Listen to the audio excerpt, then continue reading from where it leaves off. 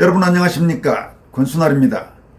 8월 31일 오후 열리는 대법원의 4.15 총선 파주을 선거 무효소송 등에 대한 최종 선고 공판을 앞두고 원고 측 변호인 중 한 명인 박주현 변호사가 선거 무효소송 재판을 담당한 현 대법관들에 대한 기피 신청서를 대법원에 제출했습니다. 지금까지 대법원이 보여온 행태를 볼 때 이번 대법관 기피 신청을 수용할 가능성은 희박하지만 4.15 총선 선거 부정 의혹 진상규명을 위한 법정투쟁과 관련해 마지막까지 김명수 대법원장이 수장인 현 대법원의 잘못된 재판 진행 행태를 지적하고 역사의 기록으로 남긴다는 의미에서 의미가 작지 않다고 할 수 있습니다. 박주현 변호사는 선고 공판 전날인 8월 30일 오후 파주을 등 선거 무효소송을 담당한 대법관들에 대한 기피 신청서를 대법원에 제출하고 신청서 전문을 공개했습니다. 그는 선거 무효소송 마지막 제출 서면이 대법관 전원에 대한 기피 신청서가 된다는 사실이 너무 슬프다고 밝혔습니다. 박 변호사는 이번 기피 신청서에서 선거 무효소송에 관하여 신청인은 다음과 같은 사유로 귀원 즉 대법원 소속 대법관들에 대한 기피를 신청합니다라면서 신청 취지로는 선거 무효 사건에 관하여 귀원 대법관 전원에 대한 기피 신청은 이유 있다라는 결정을 구합니다라고 밝혔습니다. 이어서 기피 신청 원인으로 신청인 즉 원고는 아래와 같은 이유로 귀원 대법관들이 이 사건에 관여함은 민사소송법 제43조 제1항에 규정된 재판의 공정성을 해할 수 있는 사유에 해당될 수 있으므로 이 사건 기피의 신청에 이른 것입니다 라고 밝혔습니다. 박주현 변호사는 이어서 기피 신청 원인을 조목조목 지르겠습니다. 먼저 첫 번째로 선거소송이 대법관에 맡겨진 헌법적 비의 즉 비밀스러운 뜻이라는 소제목 아래서 다음과 같이 강조했습니다. 선거는 피를 흘리지 않는 권력투쟁 방식의 합의일 수 있습니다.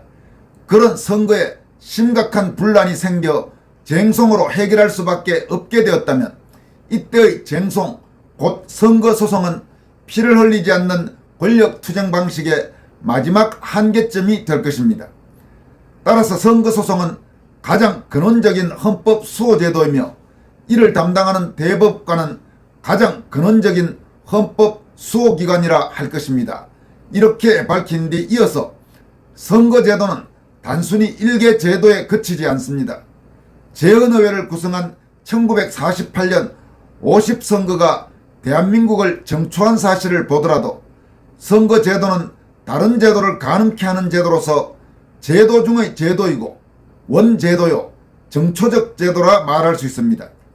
선거제도를 수호하는 것은 다른 모든 헌법 질서를 수호하는 행위보다 가장 근원적인 헌법 수호 행위이며 반대로 선거가 무너지는 것은 다른 모든 것이 다 무너지는 것입니다 라고 강조했습니다. 이어서 선거가 무너진 곳에 법치가 가능하겠습니까? 선거를 무너뜨린 자들이 법의 지배 즉 룰 오브 로를 감내하며 살아가겠습니까? 도구적 법치 즉 룰 바이 로, 법을 빙자한 자의적 통치, 권력층의 입맛대로 입법한 법령에 따른 통치 즉 룰 바이 레지슬레이션, 근원적으로 조작에 의한 통치 즉 룰 바이 매니퓰레이션만이 남을 뿐입니다. 여기에 선출직만으로 국가기관을 구성하지 않고 비선출직으로 법관을 남겨둔 헌법에 깊은 뜻이 있다 할 것입니다. 법관의 혼을 대변하는 대법관에게 모든 선출직의 바탕에 있는 선거제도의 수호를 맡긴 입헌자의 숨은 뜻을 보아야 할 것입니다. 대법관은 국가를 무너뜨리는 선거 부정에 맞서 국가를 수호할 마지막 보루로 설계되어 있는 것입니다 라고 지적했습니다. 박 변호사는 대법관 기피 신청 이유로 두 번째로 부정선거를 입증할 수 있는 수많은 증거들이 나왔음에도 불구하고 귀원 즉 대법원은 이를 외면하고 침묵하고 있습니다 라고 지적했습니다. 파주을의 경우 1. 투표록에 기재되지 않은 배춧잎 투표지, 화살표 투표지 등이 나왔으며 투표록에 기재된 약 21장의 투표지가 재검표 검정기일에 나타나지 않고 2. 투표함을 빼돌리는 것을 목격한 법원 경위의 대화 녹취가 보도되었으며 3. 검찰의 보안 수사 요구가 이루어진 상황에서 마치 김명수 대법원장 퇴임 전에 모든 것을 덮고 증거를 인멸하려는 듯 급작스럽게 선고기일을 지정한 권력행위를 저지르고 있습니다. 라고 밝혔습니다. 이어서 오산시의 경우 인쇄된 종이임을 알 수 있는 검정줄 투표지들이 속출하였습니다. 무엇보다도 재검표장에 등장한 숱한 빳빳한 투표지들, 이게 과연 정상적인 투표지들입니까? 눈이 있고 귀가 있으면 그리고 판단할 수 있는 초등학교 수준의 뇌만 있어도 알 수 있지 않습니까? 원상회복 기능을 가진 특수재질이란 뻔뻔한 거짓말을 믿으십니까? 라고 대법원을 향해서 절규했습니다. 이어서 변론을 제기하고 증거조사를 하여 인용결정을 하여 주시고 재선거를 명하여 주십시오. 이미지 파일 조사만 제대로 해도 부정선거를 바로 밝힐 수 있지 않습니까? 라면서 부정선거를 저지르고 아직까지 그 진상규명을 막고 제도권 거의 전체에 걸쳐 문제제기를 봉쇄하고 있는 거대한 어둠의 카르텔에 대해 사법부는 공범과 같은 수준으로 전락하고 말았습니다. 라고 지적했습니다. 이어서 향후 어떻게 이 거대한 어둠이 거치고 사법부를 비롯한 나라 전체가 정방향으로 도약할 수 있을지 구체적인 경로를 미리 알기 어렵습니다. 그러나 병든 사법부와 함께 나라 전체가 사망에 이르지 않는 한 파주어를 비롯한 제21대 국회의원 선거의 부정선거 문제는 반드시 밝혀지고 책임자들은 응분의 심판을 받게 될 것입니다. 라면서 이미 진실과 역사의 법정에 너무나 많은 것들이 기록되고 말았습니다. 역사의 죄인이 되지 말아주시기 바랍니다. 라고 강조했습니다. 지금까지 여러분들에게 말씀드린 내용은 파주을 선거 무효소송 등에 대한 최종 선고 공판이 임박한 상황에서 원고 측 변호인 중 한 명인 박주연 변호사가 선거 무효소송 재판을 담당한 현 대법관들에 대한 기피 신청서를 대법원에 제출했는데 그 기피 신청서의 내용 전문이었습니다. 지금까지 대법원의 행태를 볼 때 아마 8월 31일 오후에 열리는 선고 공판에서는 무더기로 모두 기각할 가능성이 매우 높아 보입니다. 그러나 그런 대법원의 잘못된 선거 재판 행태에 대해서는 이렇게 하나하나 역사의 기록으로 쌓여 있을 것이고 앞으로도 이런 부분에 대한 대법원의 행태를 지적하는 목소리가 역사의 기록으로 영원히 남을 것임을 분명히 대법관들에게 경고하는 바입니다. 다음으로 전해드릴 소식은 이재명 지사의 경기도와 박원순 시장의 서울시, 오거돈 시장의 부산시 같은 더불어민주당 소속 단체장이 이끌었던 지방정부와 좌파 성향 교육감들이 이끌었던 지방교육청들이 2018년부터 4년간 대북 지원사업에 150억 원에 가까운 예산, 즉 국민 혈세를 쏟아부었던 것으로 집계됐습니다. 이 과정에서 문재인 정권은 지방정부와 지방교육청 등이 직접 북한을 지원하고 그 내용을 비공개 처리할 권한을 갖도록 관련 규정을 고쳐줬다는 사실도 밝혀졌습니다. 권성동 국민의힘 의원이 통일부와 각 지방정부, 지방교육청으로부터 제출받은 대북사업 내역에 따르면 2018년부터 올해 8월까지 지방정부와 교육청에서 총 148억 6,900만원, 즉 150억 원에 가까운 돈이 대북 사업에 소요됐습니다. 쉽게 말해서 국민열세 150억 가까운 거액이 대북 퍼주기에 사용됐다는 이야기입니다.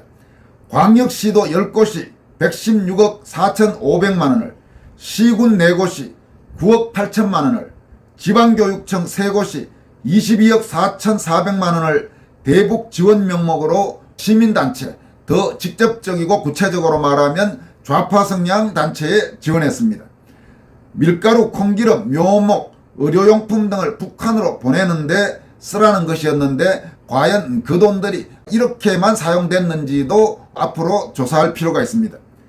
광역시도 가운데는 경기도가 48억 3,400만 원으로 가장 많은 돈을 대북지원단체에 줬습니다. 당시 경기도지사는 이재명이었습니다. 그 다음은 박원순 시장이 재임했던 서울시가 20억 9,500만 원, 이어서 김영록 지사의 전라남도가 17억 원, 오거돈 시장의 부산시가 10억 원 등이었습니다. 모두 더불어민주당 소속 시도지사였습니다. 또 시군구 가운데서는 은수미 전 시장이 재임하던 때 경기도 성남시가 가장 많은 돈을 대북사업에 쏟아부었습니다. 은수미 이전의 성남시장은 이재명이었죠. 은수미가 성남시장을 맡고 있을 때 성남시는 4억 5천만 원을 북한에 지원했고, 경기도 고양시는 4억 2천만 원, 광명시는 8천만 원, 전남 완도군은 3천만 원을 지원한 것으로 나타났습니다. 교육청 가운데는 경기도교육청이 좌파 성향인 이재정 전 교육감 시절 가장 많은 17억 7,900만 원을 썼고, 전북교육청이 3억 원, 인천교육청이 1억 6,500만 원이었습니다. 지방정부와 교육청의 대북사업은 문재인 정권 시절에 큰 폭으로 늘어났습니다. 문재인 정권이 출범하고 그 이듬해인 2018년 25억 원 수준이었던 지방정부와 교육청의 대북사업 보조금 규모는 문재인 정권 3년 차인 2019년에 48억 원으로 급증했습니다. 국민의힘이 대선과 지방선거에서 승리한 지난해, 그러니까 2022년에는 6억 원 규모로 급감했으며 올해 들어서는 지금까지 대북사업으로 나간 돈은 하나도 없다고 합니다. 이와 관련해 문재인 정권 시절 통일부는 2019년 10월부터 2022년 1월까지 소위 인도적 대북 지원 사업 및 협력 사업 처리에 관한 규정을 4번이나 개정하면서 지방정부가 시민단체 등을 경유하지 않고 직접 북한을 지원할 수 있도록 했고, 비공개 규정도 포함됐습니다. 이들 규정 개정이 시작될 당시에 통일부 장관은 김현철이었고, 그의 이런 노력은 2020년 6월 북한의 남북 공동연락사무소 폭파로 돌아왔습니다. 지방정부와 교육청들의 대북사업 가운데 문제가 있었던 곳은 한두 곳이 아닙니다. 인천교육청의 경우 2019년에 북한 학교 숲 조성 사업과 노트 전달 사업에 1억 6,500만 원을 투입했습니다. 이 돈은 재단법인 남북평화재단과 사단법인 온누리 사랑 나눔으로 흘러들어가 북한 지원에 사용됐는데, 남북평화재단은 문재인의 고교 동창인 건축가 승효상 씨가 지난해부터 이사로 재직 중인 것이라고 조선일보는 보도하고 있습니다. 남북교류법에 따르면 북한으로 물품 등을 반출하려는 자는 통일부 장관의 승인을 받아야 하는데, 인천교육청은 통일부에 별다른 승인 절차를 거치지 않았다고 합니다. 또 윤미향 무소속 의원의 시누이가 사무국장으로 일했던 사단법인 결의 하나는 2019년 2월 북한 대동강 어린이 빵 공장에 콩기름을 보내는 데 쓰겠다면서 울산시로부터 보조금 1억 원을 지급받았는데, 감사원 감사 결과 결의 하나는 2018년 말 콩기름을 북한에 보내놓고는 날짜가 조작된 영수증으로 뒤늦게 보조금을 신청한 것으로 드러났습니다.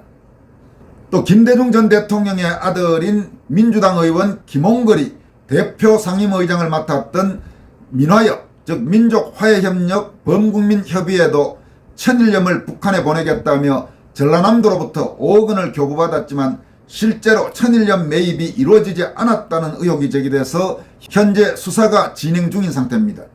북한으로 간 지방정부와 교육청의 돈 약 150억 원은 시민단체, 즉 좌파 성향단체 24곳에 뿌려진 뒤 북한으로 향했습니다.